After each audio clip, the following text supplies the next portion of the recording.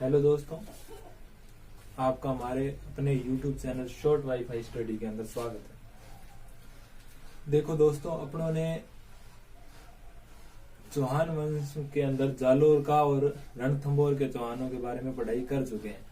आज अपने करने वाले हैं अजमेर के बारे में। अजमेर का जो चौहान वंश है उसके बारे में आज पढ़ेंगे। उससे पहले अपने बता दें कि पहले पिछला रिपीट कर देते हैं, क्योंकि रिवाइज 1 डे 1 वीक और 1 मंथ होना जरूरी है, तभी अपने को जाकर सफलता मिलती है। यह आपको मैं पहले बता देता हूं। 1 डे 1 वीक और 1 मंथ।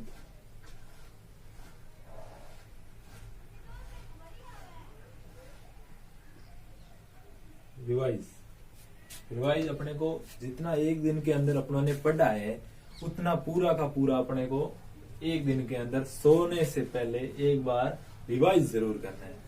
वीक के अंदर जितना अपनों ने पढ़ा है उतना सारा अपने को वीक के अंदर रिवाइज करना है। उसके बाद एक महीने में जितना आपने पढ़ा है उनको रिवाइज करना है। ये होता है एक अच्छे स्टूडेंट की निशानी।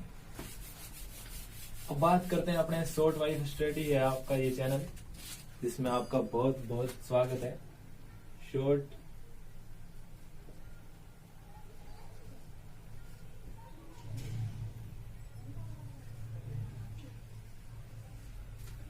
वाईफाई स्टडी अपने चैनल का नाम है। इसको ज्यादा से ज्यादा शेयर करो, ज्यादा से ज्यादा सब्सक्राइब करो, ताकि हमारा चैनल आगे जाके आपके लिए अच्छा साबित हो सके, बढ़िया पढ़ाई करवा सके हम। इसके बाद पहली बात आती है कि अपनों ने स्टार्टिंग किया था जालोर के चौहान। जालोर के चौहानों के अंदर अपनों ने बात की थी। इस जालोर को पहले प्राचीन के अंदर जाबालीपुर बोला जाता था। क्या बोला जाता था? जाबालीपुर। बाद में धीरे धीरे इसका नाम जालोर रख दिया गया, क्योंकि ये यहाँ पर इस क्षेत्र के अंदर जाल वृक्ष मैक्सिमम मात्रा में पाए जाते थे, मतलब अधिकतम मात्रा में पाए जाते थे, इसलिए इस क्षेत्र को जालोर नाम दिया गया। जाबाली क्यों दिया गया? क्योंकि वहां जो एक ऋषि हुआ जिसका नाम था जाबाली ऋषि, उसकी तपोभूमि होने के कारण, उसकी जो तपस्या की भूमि होने का वो कारण इस क्षेत्र को जाबालीपुर प्राचीन में बोला जाता था। नेक्स्ट बात करते हैं कि यहाँ एक दुर्ग हुआ जिसे नाम दिया गया जालोर दुर्ग। इस जालोर दुर्ग के 3 उपनाम हैं जो इंपॉर्टेंट है। पहला है सुवर्ण दुर्ग,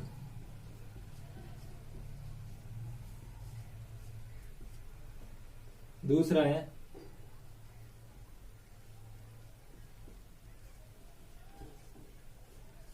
कांचनगिरी दुर्ग, तीसरा अपना इंपॉर्टेंट पड़ता है गिरी दुर्ग। ये 3 इस दुर्ग के उपनाम है। इस सोनगिरी दुर्ग इसका उपनाम होने के कारण यहाँ वाले जालोरों के जो चौहान थे उन चौहानों को सोनगरा चौहान बोला जाता था। क्या बोला जाता था? सोनगरा चौहान। ये इस दुर्ग की इंपॉर्टेंट बात थी। आगे बात करते हैं कि जालोर के चौहानों का स्थापना करवाने वाला इंसान कौन था, बंदा कौन था, उसकी बात करें तो वो था कीर्तिपाल चौहान। कब करवाई थी? 1181 के अंदर। उसके बाद बात आती है कि वो कौन था। वो अल्लण नाडोल का एक शासक था, अल्लण उनका पुत्र था।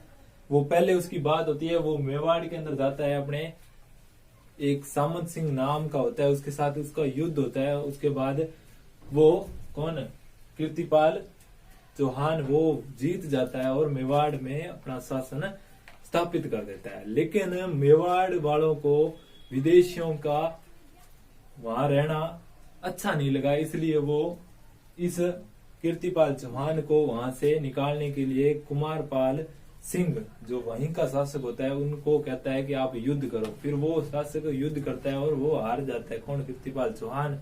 और फिर वो वहां से चला जाता है कहाँ?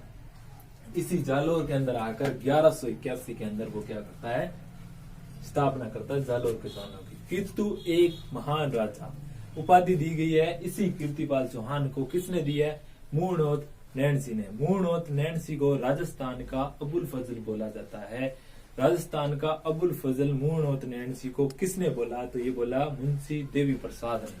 मुंशी देवी प्रसाद ने किसको बोला? राजस्थान का अबुल फजल। क्यों बोला? क्योंकि अकबर के समकालीन अबुल फजल उस टाइम उनके शासकों का लेखा जोखा मतलब उनकी दिनचर्याओं के बारे में सब जानकारी रखते थे। उसी प्रकार अपना राजस्थान का मूर्णोत नैणसी भी ऐसा करता था। दूसरी बात अपने यहाँ मूर्णोत नैणसी की ये करते हैं, इनके दो ग्रंथ है, एक मारवाड़ी प्रागनारी विगत नाम का एक है नैणसी ख्यात।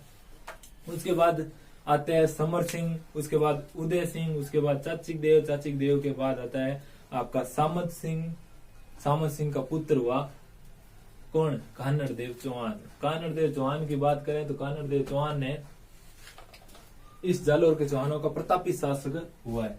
कानड़ देव चौहान के बाद उसी कानड़ देव चौहान ने 1299 के अंदर मालवा से जब अलाउद्दीन खिलजी की सेना सोमनाथ की मूर्ति जो खंडित हो रखी थी उसको लेकर वापस जा रही थी, तब वो उनको वहां रोक लेता है और जाने नहीं देता है, मूर्ति ले लेता है और उनको खाली सेना को खाली हाथ भेज देता है, जिसके कारण अलाउद्दीन खिलजी युद्ध करता है। दूसरी बात यहाँ एक और कि कानड़ देव का जो पुत्र होता है, कानड़ देव का पुत्र होता है, उसको अलाउद्दीन खिलजी की बेटी से प्यार हो जाता है, जिस कारण अलाउद्दीन खिलजी अपनी बेटी का रिश्ता कानड़ देव चौहान को भेजता है, लेकिन वो उसको स्वीकार नहीं करता है। इसलिए अलाउद्दीन खिलजी फिर 1305 में क्या करता है? युद्ध करता है। 1305 पर, फिर 1308 में, फिर 1311 में युद्ध की बात आती है। कब? जब लास्ट में कानड़ देव चौहान खुद मर जाता है, उस टाइम की बात है। फिर इस जालोर के अंदर फिरोजा मस्जिद बनाई गई है, अलाउद्दीन खिलजी की मस्जिद बनाई गई है, तोप मस्जिद बनाई गई है। एक और बात है, कानड़ देव प्रबंध का लेखक कौन है? ये भी इम्पोर्टेंट है, वो पद्मनाभ है। दूसरी बात, फरिश्ता ने किसकी रचना की है? तो तारीख ए फरिश्ता, जिसमें कानड़ देव चौहान के बारे में बताया गया। और एक और है अमीर खुसरो का खजाइन उल फतू नाम का।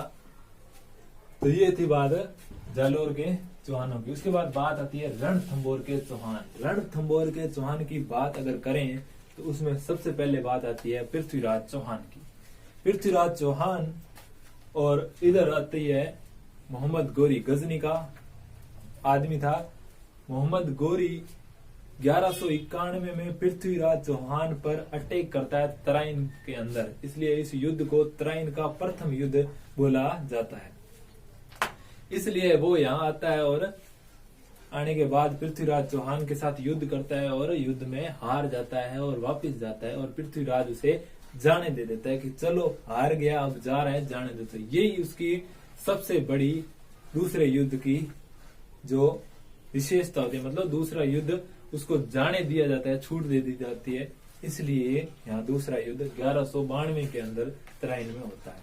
इस युद्ध के अंदर क्या होता है कि पृथ्वीराज चौहान को हरा दिया जाता है, और पृथ्वीराज चौहान जब हार जाता है तो मोहम्मद गोरी को अजमेर मिल जाता है, और मोहम्मद गोरी अजमेर अपने गुलाम कुतुबुद्दीन ऐबक को दे देता है। ये बात जब पृथ्वीराज चौहान के पुत्र गोविंदराज को पता चलती है तो वो कुतुबुद्दीन ऐबक को कुछ टैक्स वगैरह देकर वहां से जो अपना अजमेर है वो ले लेता है। लेकिन ये बात जब पता चलती है किसको? हरराज चौहान, जो पृथ्वीराज चौहान का एक भाई होता है, जब उसको पता चलती है तो वो गोविंदराज मतलब अपने चाचा भतीजा के साथ युद्ध करके चाचा अपने भतीजे से वो वहां की अजमेर वाली जमीन ले लेता है। फिर वो वहां से गोविंदराज चौहान वहां से निकलता है और आके इस रणथंभौर के चौहानों की स्थापना करता है। ये करता है 1194 में। ये करता है 1194 में। फिर बात आती है कि यहाँ आते हैं प्रतापी शासक हमीर देव चौहान, जिन्हें हमीर हट बोला जाता है। इन्होंने अपने पिताजी के कार्यकाल 32 वर्ष होने के कारण यहाँ 32 खंभों की छतरी बनाई है, और इन्होंने कोटिये कोटिये यज्ञ भी बहुत ज्यादा करवाए हैं। और बात करते हैं उस टाइम दिल्ली सल्तनत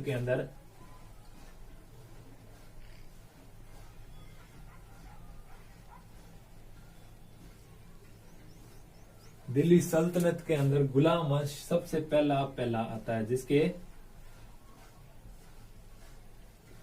संस्थापक की बात आपको करें तो कौन था? कुतुबुद्दीन ऐबक। यही कुतुबुद्दीन ऐबक मोहम्मद गौरी का गुलाम होता है। कौन? कुतुबुद्दीन ऐबक गुलाम वंश की स्थापना करता है 1206 के अंदर। ये करता है 1206 से 1290 तक। फिर 1290 में खिलजी वंश आता है। 1290 में कौन करता है? जलालुद्दीन खिलजी इसकी स्थापना करता है। 1290 से ये चलता है 1320 तक। और 1290 में 1296 में आता है अलाउद्दीन खिलजी, वो रहता है 1316 तक। ये बात थी अलाउद्दीन खिलजी की। तो 1291 के अंदर रणथंबोर के ऊपर अटैक करता है कौन? जलालुद्दीन खिलजी। तो उसके बीच में पड़ता है जहीन दुर्ग, उस पर वो जलालुद्दीन खिलजी पहले अधिकार कर लेता है। इसलिए 1291 वाले इस युद्ध को जैन का युद्ध बोला जाता है, जो हुआ था इस किनके बीच? हमीरदेव चौहान और जलालुद्दीन खिलजी के बीच। इस युद्ध के अंदर जलालुद्दीन खिलजी की होती है हार। इस जलालुद्दीन खिलजी की हार होने के कारण ये 2 बार लड़ाई करता है, दोनों बार इसकी हार होती है। इसलिए इसका एक कथन है, वो इम्पोर्टेंट है, पूछा जाता है। ये बोलता है कि ऐसे किले, रणथंबोर जैसे किले में, ऐसे 10 किले मैं मुसलमान के एक बाल के समान समझता हूँ। दूसरी बात, रणथंबोर दुर्ग को बख्तरबंद दुर्ग भी बोला गया है। किसने बोला? अबुल फजल ने बोला। शायद ये बात सच है, अबुल फजल ने बोला है। दूसरी बात आती है एक नेक्स्ट कि ये हार जाता है। उसके बाद नेक्स्ट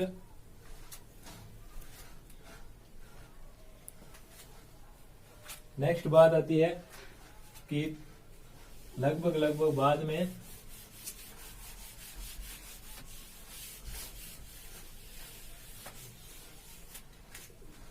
एक अपने अलाउद्दीन खिलजी के दरबार के अंदर नेक्स्ट बात आती है। जलालुद्दीन खिलजी के बाद अलाउद्दीन खिलजी हो जाता है, क्योंकि वो फिर कथन कह के दूर हट जाता है। उसके बाद अलाउद्दीन खिलजी आता है इस खिलजी वंश के अंदर। उसके अंदर कहता है कि अलाउद्दीन खिलजी के दरबार में मंगोल का एक शासक हुआ जिसका नाम था महमूद शाह। उसको उनकी बेगम थे, जिसे मराठा बेगम या चिमना बेगम नाम कहते हैं उनका, उनके साथ उनका हो जाता है प्रेम, जिसके कारण वो मतलब चाहता है कि दोनों शादी कर ले। लेकिन ये बात जब अलाउद्दीन खिलजी को पता चलती है तो महमूद शाह वहां से उठकर आता है कि इस रणथंबोर में हमीरदेव चौहान के पास शरणागत के रूप में। इसलिए अलाउद्दीन खिलजी को ये बात पता चलती है तो वो इस हमीरदेव चौहान पर अटैक करता है 1299 के अंदर। जब इस 1299 के अंदर रणथंबोर के जो चौहान है, अलाउद्दीन खिलजी के 2 सेनापति होते हैं। उनका एक का नाम होता है उल्गू खां, दूसरे का नाम होता है नुसरत खां, और इधर होते हैं भीम सिंह और धर्म सिंह, जिसमें भीम सिंह मारा जाता है और इधर नुसरत खां मारा जाता है। दोनों मर जाते हैं इस युद्ध के अंदर। जब ये बात हमीरदेव चौहान को पता चलती है तो इस धर्म सिंह को मंत्री पद से हटाकर इनके भतीजे भोज को बना देते हैं क्या? मंत्री। लेकिन ये बात ज्यादा देर तक नहीं टिक पाती है। उसके बाद वहां का जो मंत्री है वापिस धर्म सिंह को बना दिया जाता है। जब ये बात वापिस भोज को पता चलती है तो भोज अलाउद्दीन खिलजी के साथ मिल जाता है और उनको युद्ध के लिए प्रेरित करता है। तो 1301 के अंदर एक युद्ध होता है जिसमें हमीरदेव चौहान के 2 सेनापति थे, एक का नाम रणमल और एक का नाम रत्तीपाल। 2 शासक थे, ये 2 सेनापति थे। और इन दोनों सेनापति जब अलाउद्दीन खिलजी की जब सेना लेके आता है तो अलाउद्दीन खिलजी इनको थोड़ा सा लालच देता है। लालच देने के बाद वो दोनों सैनिक इस अलाउद्दीन खिलजी के साथ मिल जाते हैं, जिसके कारण इस युद्ध के अंदर 1301 के अंदर क्या होती है?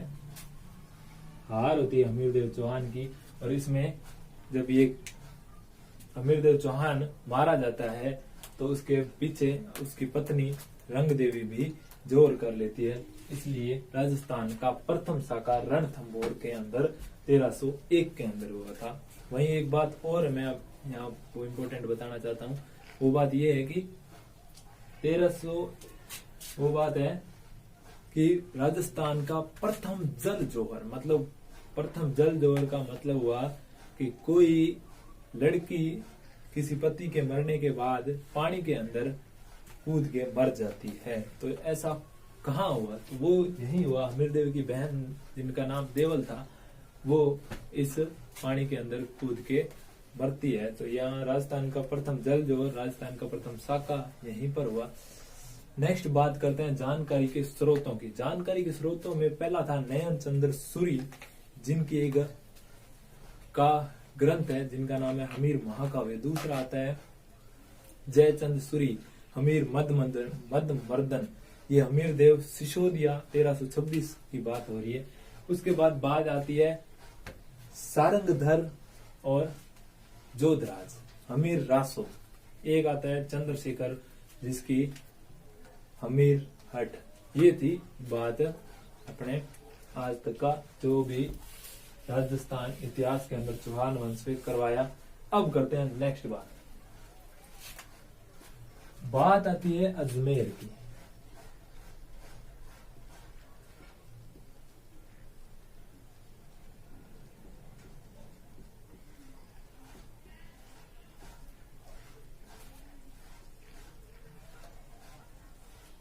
अजमेर के चौहान, पहली बात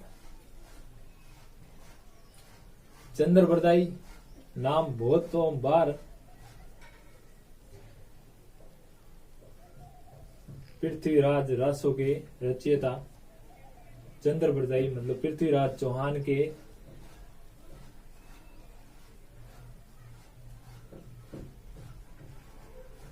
थर्ड के चंद्रबरदाई पृथ्वीराज चौहान के दरबारी कवि थे।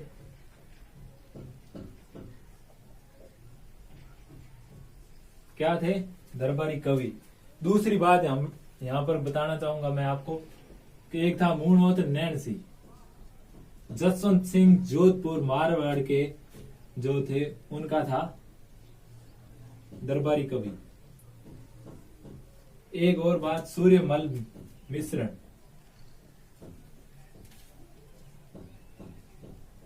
वंश भास्कर के रचयिता इन्हें बोला जाता है। इन तीनों के अनुसार जो चौहान थे उनका मतलब उत्पत्ति हुई, उनकी उत्पत्ति कैसे हुई?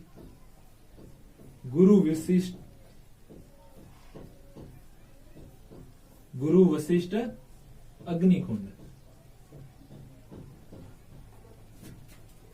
यहां दोबारा लिख रहा हूं, गुरु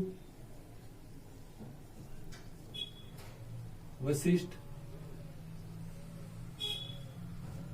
अग्नि कुंड।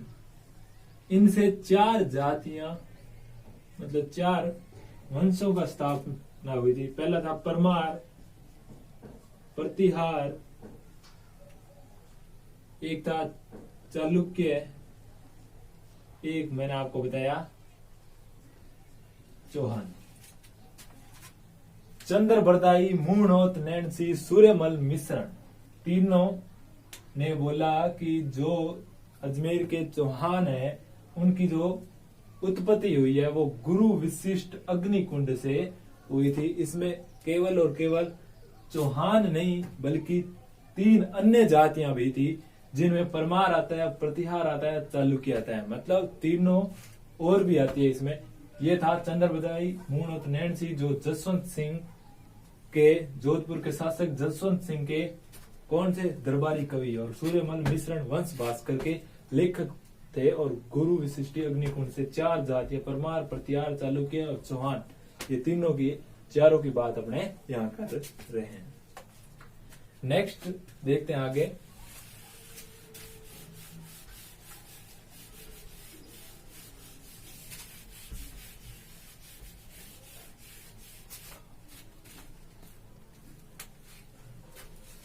दूसरी बात आती है यहां पर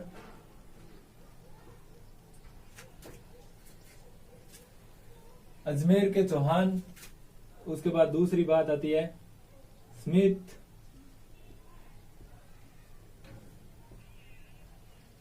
कुक और Tod. Smith, Cook, colonel James Tod का नाम है यहां पर, कर्नल जेम्स टोड। इन तीनों के अनुसार जो चौहान थे वो कौन थे? चौहान थे एक विदेशी जाति या विदेशी वंश है। इनके अनुसार Smith, Cook, colonel James Tod, इन तीनों के अनुसार इस चौहानों की उत्पत्ति क्या मानी जाती है? विदेशों से मानी जाती है। उसके बाद थर्ड बात आती है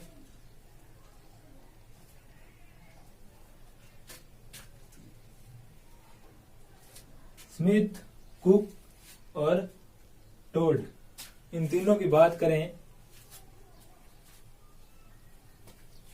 फिर बात आती है अगली बिजोलिया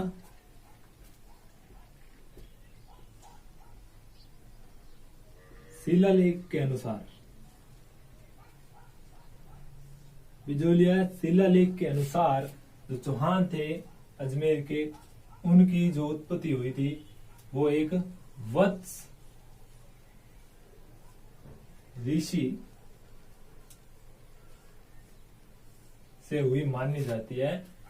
थर्ड बात है बिजोलिया शिलालेख के अनुसार इस अजमेर के चौहानों की उत्पत्ति वत्स ऋषि के अनुसार हुई मानी जाती है। अगली बात करते हैं अपने चौथी, हमीर महाकाव्य, हमीर रासो, और एक आता है आपका गौरी शंकर, डॉक्टर गौरी शंकर हीराचंद ओग्या के अनुसार चौहान क्या माने जाते हैं? सूर्यवंशी माने जाते हैं। पहली बात आता है हमीर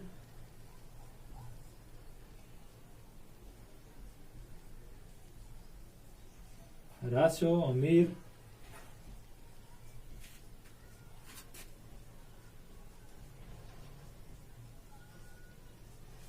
महाकाव्य। तीसरी बात आती है डॉक्टर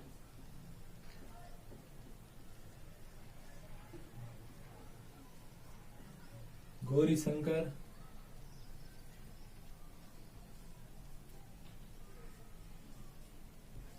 हीरानंद ओग्या। ये थी बात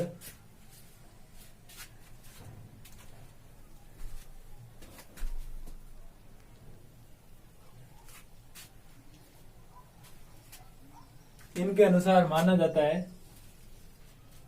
कि जो चौहान हुए वो क्या हुए? सूर्यवंशी।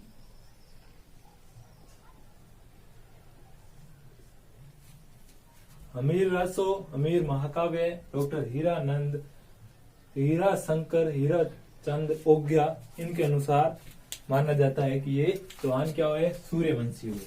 नेक्स्ट अपने बात करते हैं, यहां पड़ती है सांबर झील।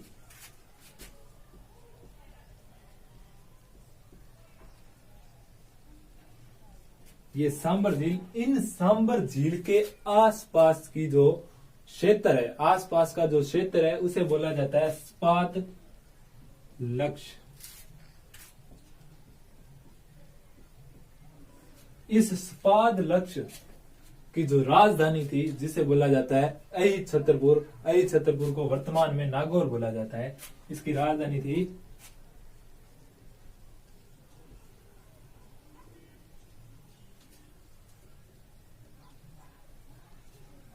अहित छतरपुर, जिसको वर्तमान में नागौर बोला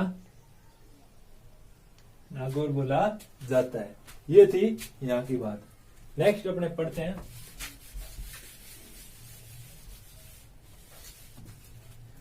अजमेर के चौहान थे। अजमेर के चौहानों की स्थापना किसने की थी?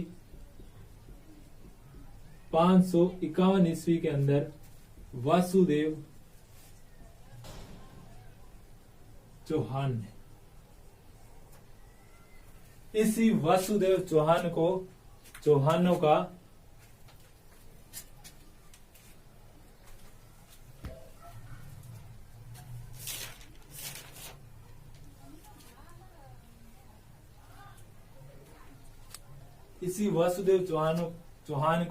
चौहानों का आदि पुरुष बोला जाता है।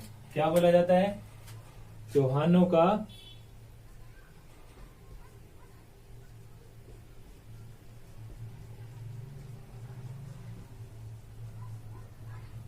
आदि पुरुष। कौन है चौहानों का आदि पुरुष? वासुदेव चौहान। इसी वासुदेव बिजोलिया शिलालेख के अनुसार इसी वासुदेव चौहान ने क्या की थी? सांबर झील अजमेर की स्थापना। क्या किया था? इसी वासुदेव चौहान ने बिजोलिया शिलालेख के अनुसार सांबर झील का निर्माण करवाया था। यह था वासुदेव चौहान के बारे में।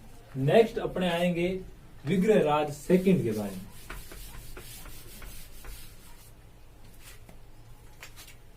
विग्रहराज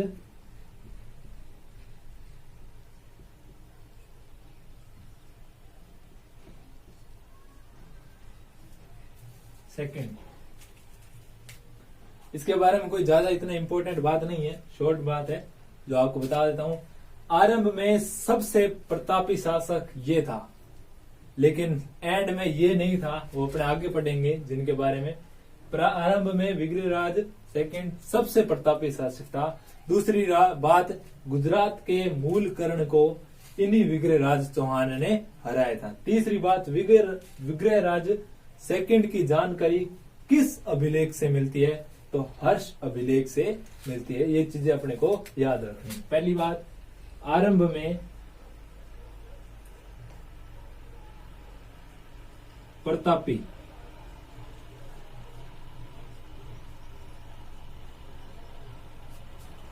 शासक। दूसरी बात,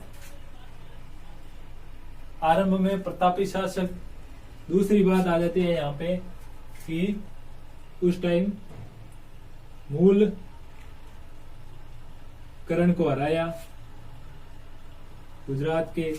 तीसरी बात, जानकारी जो इनकी मिलती है वो किस अभिलेख से मिलती है? हर्ष अभिलेख सिक्कर के अंदर है, जहां अपने जीर्ण माता का मंदिर है वहां है हर्ष की पहाड़ी, वहीं से हर्ष अभिलेख मिलता है, वो सिक्कर में मिला था। विग्रहराज सेकंड की बात होती है। उसके बाद आता है अजय राज। बात करते हैं अजय राज की।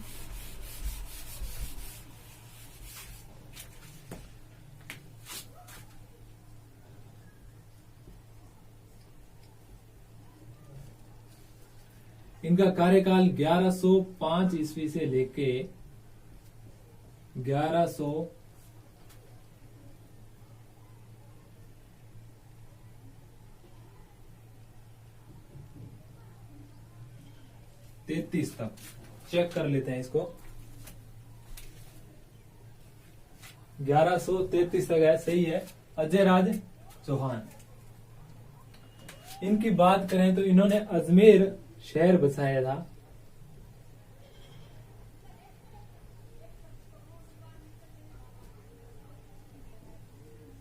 क्या किया था? अजमेर शहर को बसाया था। कब बसाया था? 1113 में। कब बसाया था? 1113 में। जो ये अजमेर है वो बीटली पहाड़ी पर है। इसी पहाड़ी पर अजय मेरु दुर्ग भी है।